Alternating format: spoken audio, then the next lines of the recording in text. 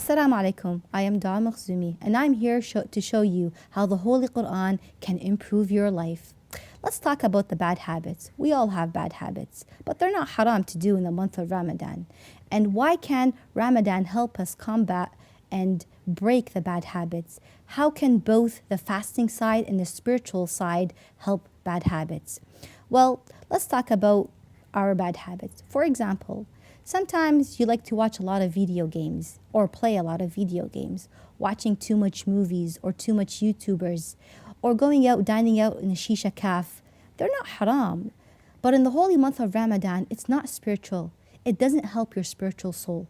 The month of Ramadan is a blessed month in which one must connect together with Allah subhanahu wa ta'ala by listening to Quran, by reading dua iftitah after the iftar, by sitting with family, connecting with relatives, doing salat raham. It's more important than locking up yourself in the room and watching video games all day or watching movies, even though it's not haram to do it in the month of Ramadan, but it's considered as a bad habit.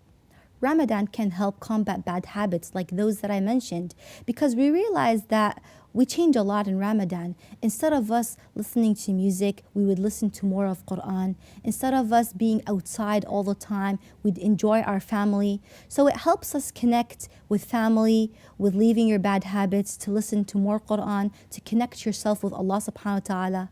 By the time the month of Ramadan ends, you're used to the spiritual thing that you do on your daily basis. You miss reading Quran, you miss hearing supplications and du'as. So instead of me being in my room playing video games and watching YouTube all the time, I would be like, I want to sit with my family. I should read a little bit of Quran because I got used to it in the month of Ramadan.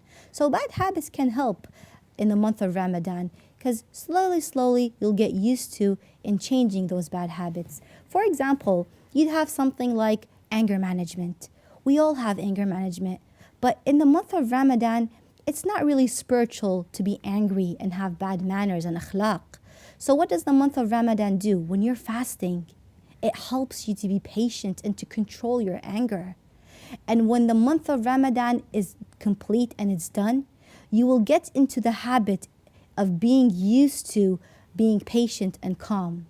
That being said, having those bad habits are not recommended in Islam. So take your notebook out and sit down and list down the bad habits that you have and try to avoid doing them on day-to-day basis in the month of Ramadan until you practice how to live your life without bad habits, and you would accomplish a goal.